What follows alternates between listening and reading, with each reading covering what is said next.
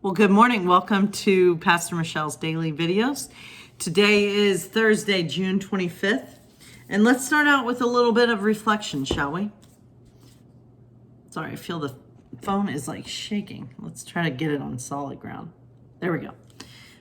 So here we are. When are things going to get easier? They already are. Doesn't feel like it. I keep waiting for Creator to step in. She already has. She always will. Keep faith burning in your heart. I've been waiting for things to change. Faith isn't about waiting for things to change. Faith is a constant effort to keep pushing through. What's on the other side? You.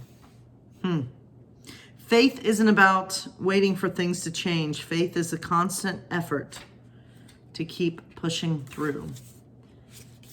Let's remember that. And my friends, let's pray. Our Father and Mother who art in heaven, hallowed be thy name. Thy kingdom come, thy will be done on earth as it is in heaven. Give us this day our daily bread, and forgive us our debts as we forgive our debtors. And lead us not into temptation, but deliver us from evil. For thine is the kingdom, the power, and the glory forever. Amen. I do hope all of you are doing okay and hanging in there during these crazy, crazy times. I know I am trying to find joy as much as I can, trying to spread love as much as I can. And I'm still house sitting right now. Woo! And this is Fitz. So Fitz is going to be here to listen to me talk about our woman of the day. But let's take a deep breath, shall we? I think sometimes taking just a deep cleansing breath can help more than anyone can even imagine. And if a doorbell goes off during this video, just know it's my DoorDash. I've been pet sitting, so I've been doing a little bit of DoorDash. So I haven't really wanted to go out and get groceries. And I know I probably should have. It would have been a lot healthier. So if the doorbell rings, you can come with me to go get the food, right? Anyway. So as I said, I'm filming this the day before, so it's Wednesday night, and I wanted to go ahead and just film my video early. So today's woman of the day is Hypatia, and she's a mathematician, astronomer, and philosopher. And this is Fitz, by the way. So anyway, I thought I heard something. All right, so Hypatia was born around the year 360 AD in Alexandria, Egypt, founded by Alexander the Great around 332.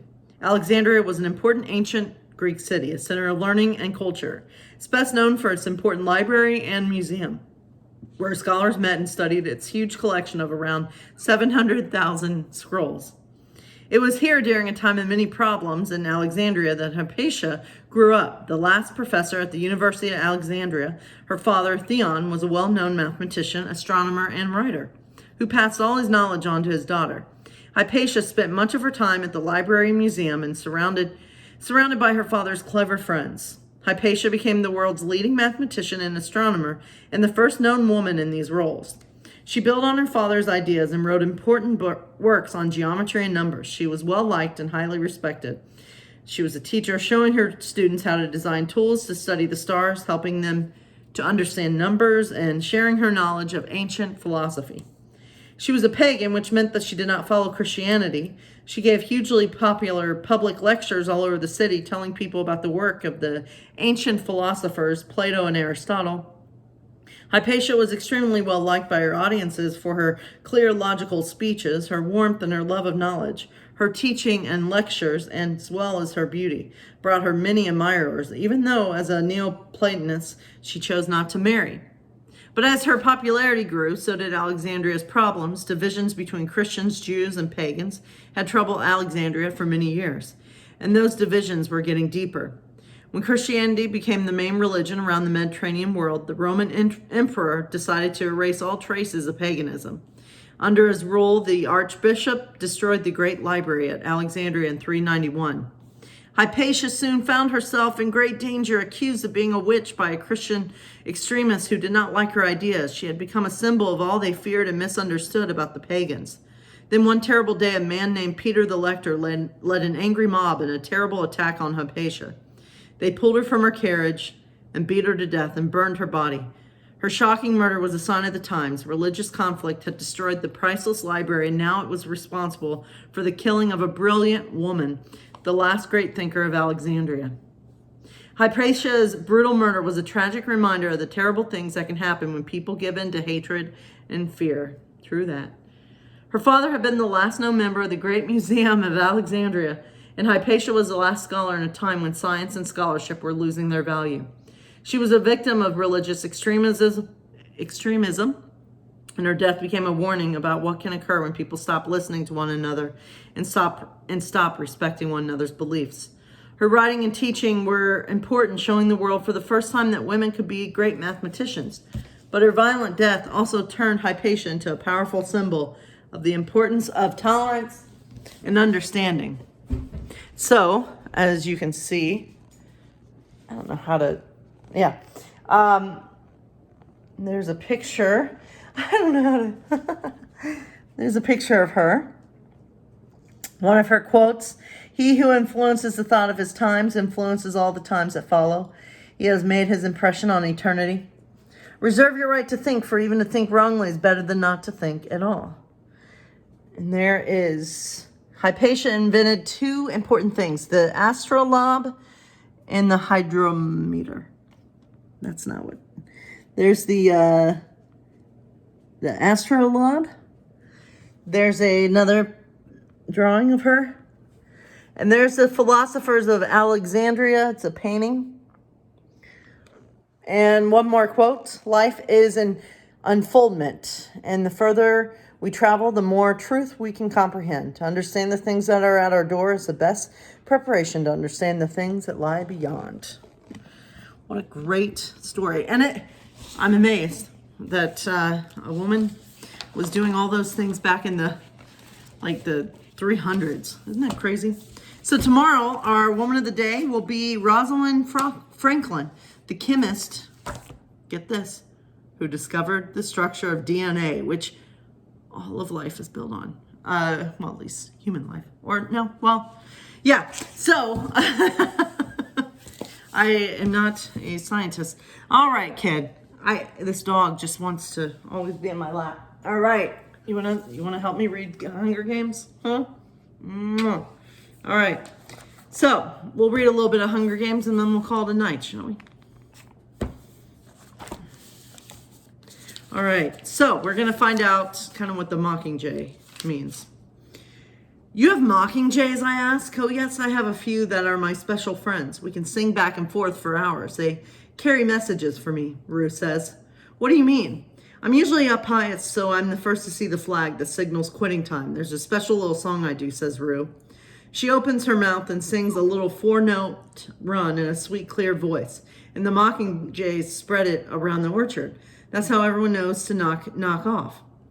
They can be dangerous, though, if you get too near their nest, but you can't blame them for that. I unclasp the pen and hold it out to her. "Here, you take it. It has more meaning for you than me." "Oh, no," says Rue, closing my fingers back over the pen. "I like to see it on you. That's how I decided I could trust you. Besides, I have this." She pulls a necklace woven out of some kind of grass from her shirt. On it hangs a roughly carved wooden star. Or maybe it's a flower. It's a good luck charm. "Well, it's worked so far," I say, pinning the mockingjay back on my shirt. "Maybe you should just stick with that. By lunch, we have a plan. By early afternoon, we are poised to carry it out. I help Rue collect and place the wood for the first 2 campfires. The third she'll have time for on her own. We decide to meet afterward at the Sire where we ate our first meal together. The stream should help guide me back to it. Before I leave, I make sure Rue's well stocked with food and matches.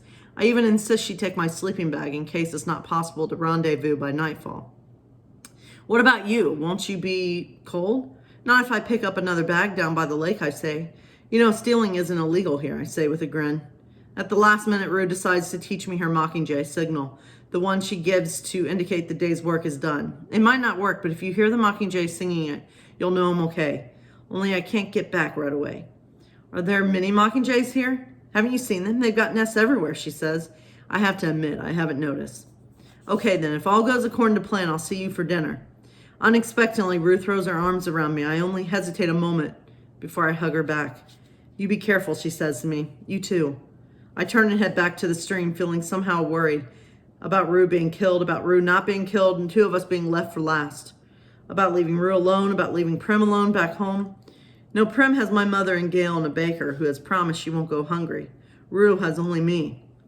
Once I reach the stream, I have only to follow it downhill to the place I initially picked it up after the tracker jacker attack.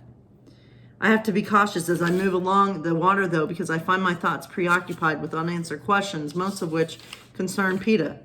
The cannon that fired early this morning, did that signify his death? If so, how did he die? The hand of a career? And was it in the revenge for letting me live? I struggle again to remember that moment over Glimmer's body when he burst through the trees, but just the fact that he was sparkling leads me to doubt everything that happened. I must have been moving very slowly yesterday because I reached a shallow stretch where I took my bath in just a few hours.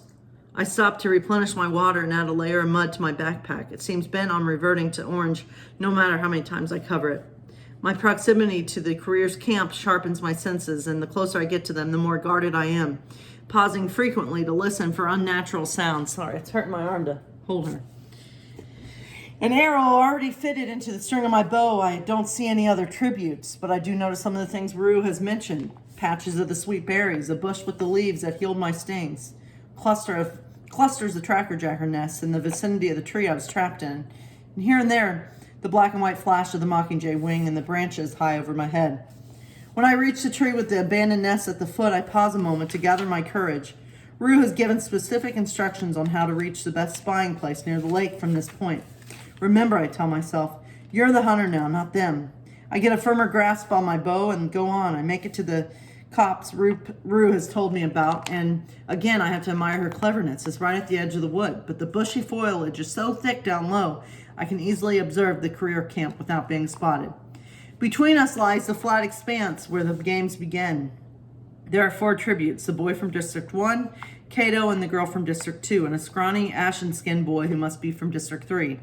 He made almost no impression on me at all during our time in the Capitol. I can remember almost nothing about him, not his costume, not his training score, not his interview. Even now, as he sits there fiddling with some kind of plastic box, he's easily ignored in the presence of his large and domineering companions. But he must be of some value, or they wouldn't have bothered to let him live. Still, seeing him only adds to my sense of unease over why the careers would possibly leave him as a guard, why they have allowed him to live at all. All 4 tributes seem to still be recovering from the tracker jacker attack. Even from here, I can see the large swollen lumps on their bodies.